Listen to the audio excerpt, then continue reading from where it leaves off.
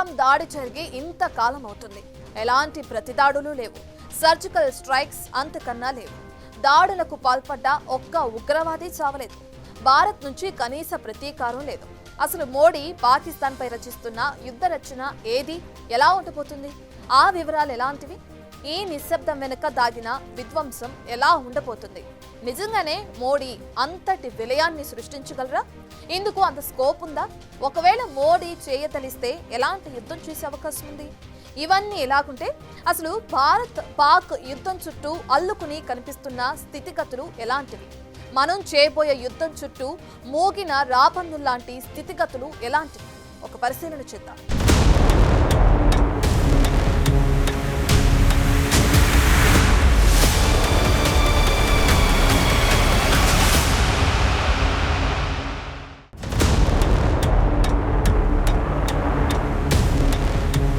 మోడీ చూస్తే ఇంతవరకు అటువైపు ఎలాంటి దాడి చేయలేదు. ఒకరిద్దరు ఉగ్రవాదులను చంపినా వారు టార్గెటెడ్ టెర్రరిస్టులు కారు. కాశ్మీర్లో ఒకట్రెండు టెర్రరిస్టుల ఇళ్లను కూల్చినా అవి మన ప్రతీకారేచ్ఛను చల్లార్చేవి కావు. దేశమంతా లోపల అట్టుడికిపోతోంది. మన వాళ్లలో 25 మందికి పైగా చనిపోతే ఇంతవరకు ఎలాంటి ప్రతీకార చర్య లేదు.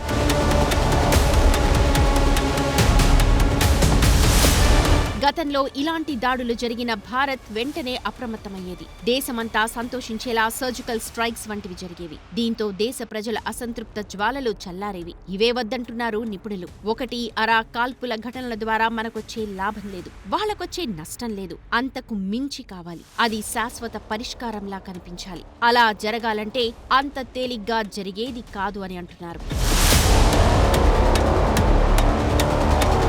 వారి లక్ష్యం ఎలా విస్తరిస్తోందో మన లక్ష్యం కూడా అంతే పెద్దది కావాలి. వారు కూడా ఆర్టికల్ 370 రద్దు అయిన వెంటనే దాడి చేయలేదు. విడతల వారీగా ఒక్కో అడుగు ముందుకేస్తూ వస్తున్నారు. దానికి తోడు పాకిస్తాన్ కూడా మనం ఏం చేయబోతామో ముందే ఒక అంచనాకి వచ్చేసింది. గతంలో చేసిన దాడుల తరహాలో చేస్తే వారు వెంటనే రియాక్ట్ అవుతారు. ఈ దిశగా ఎప్పుడో వారు పావులు కదిపేశారు. పైపెచ్చు చైనా నుంచి కూడా వారు తగిన సహాయ సహకారాలను పొందడానికి సిద్ధంగా ఉన్నారు. చైనా కూడా ఇందుకు సిద్ధమేనంటోంది.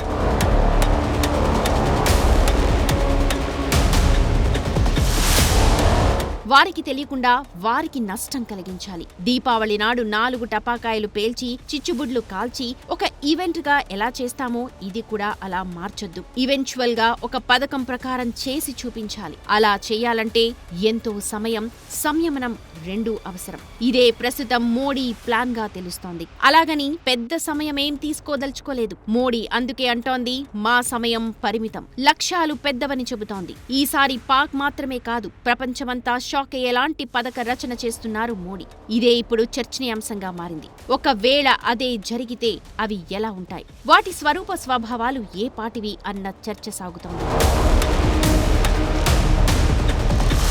26/11 తర్వాత భారత గడ్డపై జరిగిన అత్యంత దారుణమైన దాడి 22/4 అటాక్. 26 మంది భారత పౌరులు మరణించారు. అది కూడా మతం ద్వారా వేరు చేయబడి ఉగ్రవాదుల చేతిల్లో హతమయ్యారు. దాడికి 3 రోజుల ముందు పాక్ ఆర్మీ చీఫ్ ఆసిం మునీర్ హిందూ భారత్ పై పౌర యుద్ధం చేయాల్సి ఉంది అనడం, పహల్గాం దాడికి వచ్చిన వారు కూడా సరిగ్గా అలాగే హిందూ ముస్లిం అంటూ వేరు చేసి మరీ చంపడం చూస్తుంటే ఇందులో ఏదో రెచ్చగొట్టే ధోరణి కనిపిస్తోందని అంచనా వేస్తున్నారు. దీంతో ఒక్కొక్కరి రక్తం మరిగిపోతోంది. పహల్గాం దాడిలో చిందింది కేవలం రక్తం మాత్రమే కాదు, ఒక సిద్ధాంతీకరణ కూడా ఇందులో దాగి ఉంది. దాన్ని డీకోడ్ చేయాలి.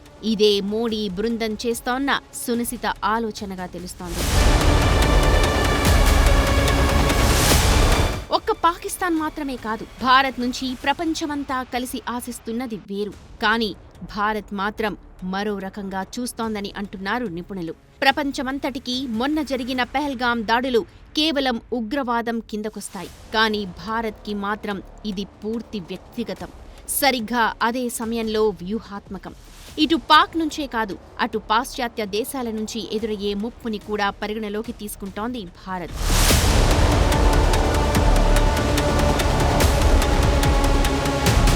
3 బాంబులు వేసి 6 ఉగ్రవాదుల్ని చంపగానే సరిపోదని గట్టిగా భావిస్తోంది భారత్. వైమానిక దాడులు, సరిహద్దు ఉద్రిక్తతలకు పరిమితం చేయాలనుకోవడం లేదీసారి. ప్రతిపక్షాలు ఊహించినట్టు అదేదో మొక్కుబడి తంతుగా చేయదలుచుకోలేదు. ఆ మాటకొస్తే సామాన్యుల భావోద్వేగాలను రాజేసి అక్కడితో ముగించాలని భావించడం లేదు.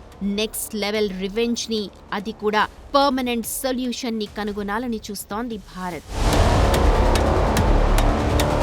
మీకు మరణమంటే భయం, మాకు ప్రేమ, ఇది వారి ఉగ్ర నినాదం. మీది మరణ పిపాస, మాది శాంతి కాముకత్వం అంటూ నిరూపించాలని భావిస్తోంది భారత్. బుల్లెట్ వాడకుండా, రక్తం చిందకుండా కార్యాన్ని చక్కబెట్టాలని చూస్తోంది. దానికి తోడు ట్రంప్ టారిఫ్ల వ్యవహారం ఒకటి కాచుకుని ఉంది. మనం పీకల్లోతు సరిహద్దు గొడవల్లో కూరుకుపోతే అమెరికా ఇదే అదునుగా భావించే అవకాశం కనిపిస్తోంది. దీంతో మనం చేయాల్సిన బేరసారాలను చేయలేం. పైపెచ్చు వారే మనల్ని మరింత ఒత్తిడికి లోను చేసి దీని ద్వారా మన చేత మరిన్ని ఎక్కువ ధరలకు లెక్కకు మించిన ఆయుధాలను కొనిపించొచ్చు. దీంతో భారత్కి ఇదొక భారం. ఈ విషయంలో మోడీ చాలా చాలా అప్రమత్తంగా ఉన్నట్టు తెలుస్తోంది. ఒకవేళ భారత్ పాక్ యుద్ధమంటూ మొదలైతే పశ్చిమ దేశాలకు అంతకన్నా మించి కావాల్సిందేమీ లేదు. ఇప్పటికే పాశ్చాత్య దేశాల ఆర్థిక వ్యవస్థ పూర్తి తిరోగమనంలో ఉంది. ఉక్రెయిన్ యుద్ధంలో మునిగి తేలుతూ ఉన్నాయి దేశాలు. ఉక్రెయిన్కి రుణాలు ఇస్తూ తలమునకలుగా ఉన్నాయి. ట్రంప్ ఈ యుద్ధం ఎలాగైనా సరే ముగించాలన్న ఆలోచనతో ఉన్నారు. ఒకవేళ భారత్ పాక్ వార్ మొదలైతే ఎలాంటి బేరసారాలు లేకుండా తమ ఆయుధాలను అధిక ధరలకు విక్రయించొచ్చన్న ఆలోచన చేస్తున్నారు. ఇలాంటి ఉచ్చులో పడకూడదని గట్టిగా భావిస్తోంది మోడీ యంత్రాంగం. ఇవన్నీ ఇలా ఉంటే యాపిల్ లాంటి కంపెనీలు చైనా నుంచి భారీగా వలస వెళ్లాలని ట్రై చేస్తూ ఉన్నాయి. అయితే భారత్ మాత్రం ఇలాంటి దేశాలను స్వాగతిస్తోంది. మనం కానీ పీకల్లోతు యుద్ధంలో మునిగి తేలితే అవి భారత్కి రాకుండా ఏ వియత్నాంకో వెళ్లే అవకాశాలు లేకపోలేదు. ఇలాంటి నష్టదాయక యుద్ధాన్ని కొని తెచ్చుకోవడం అవసరమా అన్నది మోడీ ఆలోచనగా తెలుస్తోంది.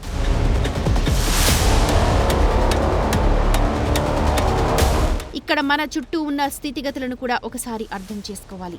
ఈ యుద్ధ వాతావరణంలో పొంచి ఉన్న మరో ముప్పును చూస్తే పాకిస్తాన్ ఒక ఉగ్ర దేశం మాత్రమే కాదు, అద్దె దేశం కూడా. యుఎస్, యూకే వంటి యూరోపియన్ దేశాలు రష్యాకు వ్యతిరేకంగా పాకిస్తాన్ని పావుగా వాడుకున్న విషయం తెలిసిందే. సాక్షాత్ ఆ దేశ రక్షణ మంత్రే ఈ మాట ఒప్పుకున్నారు కూడా.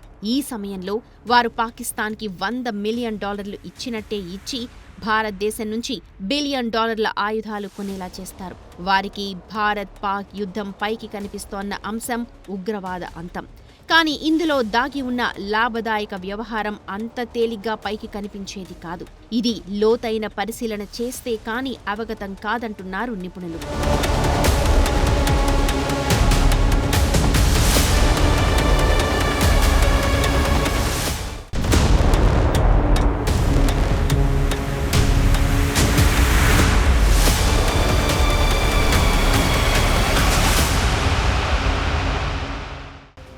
గన్ను కన్నా పెన్ను గొప్పది, రక్తం కన్నా ఇంకు గొప్పది. అందుకే think with ink, not with blood అంటారు. మరి మోదీ ఈ దిశగా ఎలాంటి పథక రచన చేస్తున్నారు? ఆ ఆలోచన విధానం ఏంటి? 3D కాదు, తమ థియరీ 6D అంటున్నారు. డి అంటే డి అనకుండా వారికి వారు చితికిపోయేలా చేసేలాంటి ఆ మోడర్న్ వార్ఫేర్ ఎలాంటిది? ముప్పేట దాడి మాత్రమే కాదు, దాయాది దేశాన్ని షష్ట దిగ్బంధనం చేసేలాంటి ఆ ఎత్తుగడలేవి? వాటి తాలూకు పరిణామ క్రమాలు ఎలా ఉండబోతున్నాయి? ఇవన్నీ అమలయ్యే అవకాశాలెంత? అనుకున్నది అనుకున్నట్టు జరిగే ఛాన్సులు ఎంత మేరకు?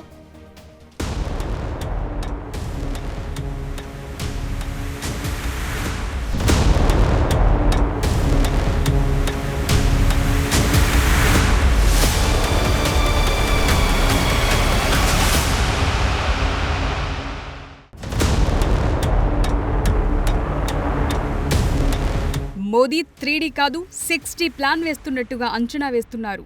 మోదీ స్కెచ్ చేస్తోన్న 6 డైమెన్షన్స్ లో ఫస్ట్ డైమెన్షన్ సైబర్ అటాక్ గా తెలుస్తోంది. కత్తి డాలు పోయి బాంబులు తుపాకులు వచ్చిన మాట మనకు తెలిసిందే. ఇదే డిజిటల్ జమానా. ఫిజికల్ అటాక్స్ బదులు మెంటల్ అటాక్స్ చేయటానికి స్కోప్ ఎక్కువ.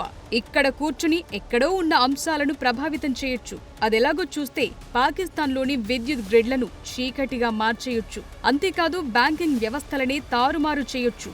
ఇక పాక్ కమ్యూనికేషన్ వ్యవస్థనే స్తంభింపచేయొచ్చు.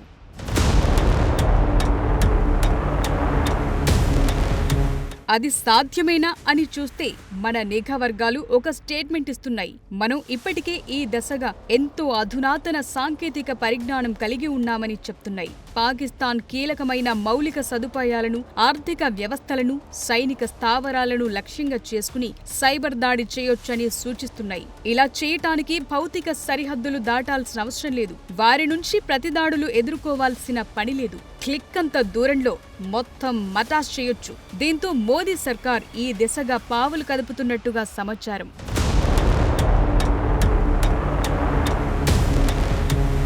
ఇక సెకండ్ డే విషయానికొస్తే అంతరిక్షం. భారత్ ఇప్పటికే అంతరిక్ష పరంగా టాప్ పొజిషన్లో ఉంది. చంద్రమండలంలో ఏం జరుగుతుందో ముందే పసిగట్టే పొజిషన్కి చేరింది. అలాంటిది పాకిస్తాన్లో ఏం జరుగుతోందో మన నిఘా శాటిలైట్లు పసిగట్టలేవా అన్నది మరొక ఆప్షన్గా తెలుస్తోంది. ప్రస్తుతం మనకున్న అంతరిక్ష సామర్థ్యం చాలు పాకిస్తాన్ ఉగ్ర స్థావరాల్లో ఏం జరుగుతోందో పసిగట్టడానికి. డాకింగ్ ప్రక్రియలో ముందడుగు వేశాం. వచ్చే రోజుల్లో మనదైన అంతరిక్ష కేంద్రాన్ని సైతం ఏర్పాటు చేసుకునే స్థాయిలో ఉన్నాం. అలాంటిది పాకిస్తాన్ ఉగ్రవాద స్థావరాల్లో ఏం జరుగుతోందో చెప్పటం పెద్ద పనేం కాదు. ఈ దిశగా మన అంతరిక్ష సామర్థ్యాన్ని వినియోగించటం మరొక ఎత్తుగడగా తెలుస్తోంది.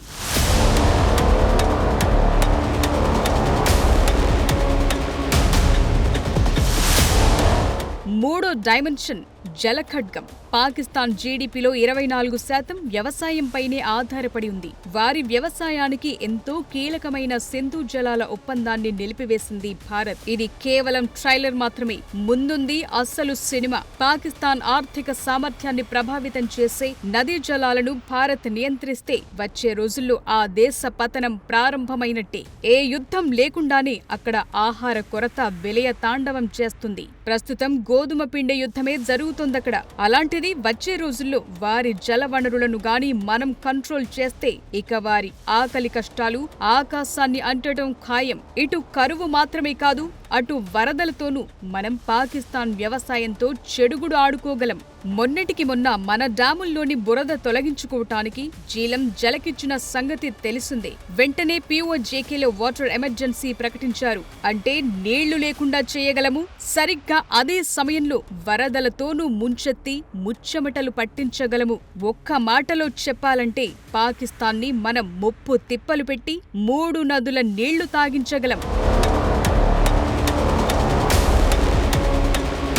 ఇక పాకిస్తాన్ దాని స్వరూప స్వభావాలను ముక్కలు చెక్కలు చేయటం, 1-2 సర్జికల్ స్ట్రైక్స్ ద్వారా ఇరుకున పడేయటం కాదు, ఏకంగా బలూచిస్తాన్ పీఓజేకేలను పాక్ నుంచి వేరు చేయటం. ఈసారి గాని పాకిస్తాన్ తోక జాడిస్తే బలూచిస్తాన్ కోల్పోవటం ఖాయంగా చెప్పారు అజిత్ దోవల్. వచ్చే రోజుల్లో అలా జరిగేందుకే అవకాశాలు ఎక్కువగా కనిపిస్తున్నాయి. బలూచిస్తాన్ పీఓజేకే ప్రాంతాలు ప్రస్తుతం ఏవంత ప్రశాంత వాతావరణంలో లేవు. ఈ ప్రాంతవాసులు పాకిస్తాన్ ఉగ్ర పోకడలను తీవ్రంగా అసహ్యించుకుంటున్నారు. తమ భుజం మీద నుంచి భారత్ కి గురిపెడుతోన్న టెర్రరిస్టు తుపాకులను చూసి చిరాకు పడుతున్నారు. ఎప్పుడీ పాకిస్తాన్ పీడ వదుల్చుకుందామా అన్న కోణంలో ఆలోచిస్తున్నారు. పాకిస్తాన్తో కలిసి నడిచినంత మాత్రాన వచ్చేదే ఉంది, టెర్రర్ టెన్షన్ తప్ప అన్న కోణంలో ఆ ప్రాంతాలు విసిగి వేసారున్నాయి. ఆఫ్ఘనిస్తాన్ సైతం పాక్ సరిహద్దుల్లో తీవ్ర అసహనం చెలరేగేలా చేస్తోంది. పాకిస్తాన్ కు అనుక్షణం హైటెన్షన్ తెప్పిస్తోంది. గత 3 ఏళ్లుగా మనం తాలిబన్లతో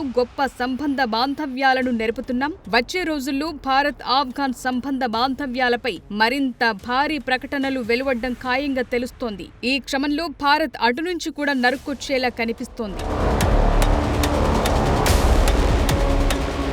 భారత్ 6 డైమెన్షన్ వార్లు మరో ఆయుధం పాక్ ని ఆర్థికంగా ఒంటరి చేయటం. IMF, ప్రపంచ బ్యాంకుల సహాయ సహకారాలతో ఎలాగోలా నెట్టుకొస్తోంది పాకిస్తాన్. ఈ దేశానికి మీరు ఆర్థిక సాయం చేస్తే అది ప్రతి పైసా ఉగ్రవాద కార్యకలాపాలకే వెచ్చిస్తోందని రిపోర్ట్ చేస్తుంది భారత్. ఆర్టికల్ 370 రద్దు తరువాత దారుణంగా పడిపోయింది పాక్ ఆర్థిక సామర్థ్యం. ఒకవేళ పాక్ బలూచిస్తాన్ని కోల్పోతే చైనా హ్యాండ్ ఇచ్చేలా తెలుస్తోంది. నేరుగా బలూచిస్తాన్కే నిధులు సమకూర్చి పెడుతుంది. దీంతో పాకిస్తాన్ మరింత ఆర్థిక సమస్యల్లో చిక్కుకుపోయేలా తెలుస్తోంది. పాకిస్తాన్ ఎంత అభ్యర్థిస్తున్నా భారత సింధు జలాల ఒప్పంద రద్దు వ్యవహారంలో జోక్యం చేసుకోవటం లేదు ప్రపంచ బ్యాంక్. సాధారణ పరిస్థితుల్లో అయితే వత్తాసు వచ్చేదేమో గాని పెహల్గాం వంటి దాడుల తరువాత వరల్డ్ బ్యాంక్ సైతం పాకిస్తాన్ కి మద్దతుగా నిలిచే సాహసం చేయలేకపోతోంది. దీన్ని బట్టి చెప్పొచ్చు పాకిస్తాన్ ఎంత దారుణమైన పరిస్థితుల్లో ఉందో. ప్రపంచ ఆర్థిక సాయం లేకుంటే క్షణం ఊపిరి తీసుకోలేని స్థితిలో ఉంది పాకిస్తాన్. భారత్ గాని పాక్ ఉగ్ర కార్యకలాపాలను సాక్ష్యాలతో సహా FATF కి చూపించి ఒత్తిడి తెస్తే పాపిష్టి దేశం ఖేల్ ఖతం. వెంటిలేటర్ మీదున్న ఆ దేశ ఆర్థిక వ్యవస్థ సమాధి స్థితికి చేరుకోవటం ఖాయమంటున్నారు నిపుణులు.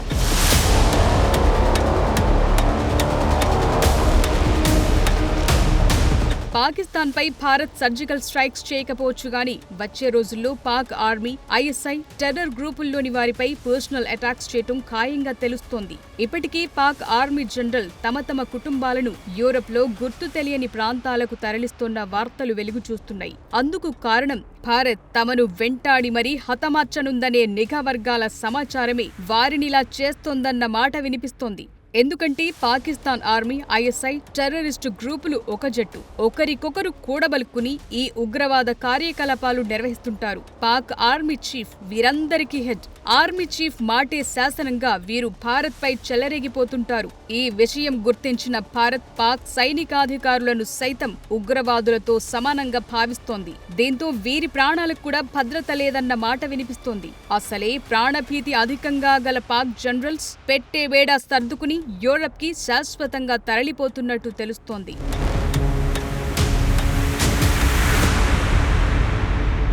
బయోలాజికల్ వార్ కన్నా సైకలాజికల్ వార్ఫేర్ అత్యంత భయానకమైంది.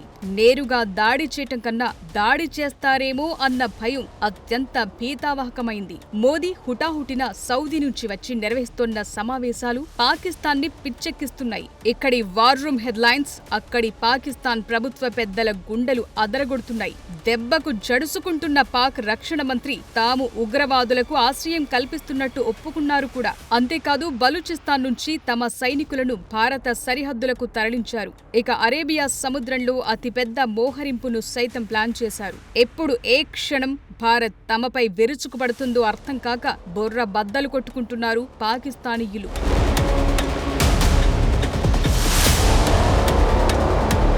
ఏ మాట కామట 21వ శతాబ్దపు బ్రాండెడ్ అటాక్ చేయటానికి సిద్ధపడుతున్నారు భారత ప్రధాని మోదీ. ఇది సరికొత్త వ్యూహం. ఇప్పటి వరకు పాకిస్తాన్, ప్రతిపక్షాలు, పశ్చిమ దేశాలు, చైనా వీరెవరి ఊహల కందని మోడ్రన్ వార్ఫేర్ ఆఫ్లైన్ కన్నా ఆన్లైన్ లోనే అధికంగా వ్యూహరచన చేస్తున్నారు. ఫిజికల్ గా కన్నా మెంటల్ గా దెబ్బతీసేలా చర్యలు తీసుకుంటున్నారు.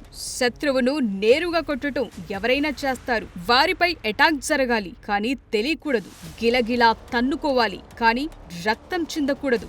బుల్లెట్ దిగాలి కానీ దాని శబ్దం వినిపించకూడదు. కేవలం ఎత్తుగడలతో పరేషాన్ చేయాలి. ఎక్కడ, ఎప్పుడు, ఎలా కొట్టారో తెలియకుండా కొట్టాలి. ప్రత్యర్థి సర్వస్వం భస్మీపటలమైపోవాలి. వచ్చే రోజుల్లో పాకిస్తాన్, దాని స్వరూప స్వభావాలు పూర్తిగా కనుమరుగైపోవాలి. ఉగ్రవాదం పేరెత్తటానికే హడలెత్తిపోవాలి. ఇది మోదీ మార్క్ 6 అంచెల యుద్ధ ప్రణాళికగా తెలుస్తోంది.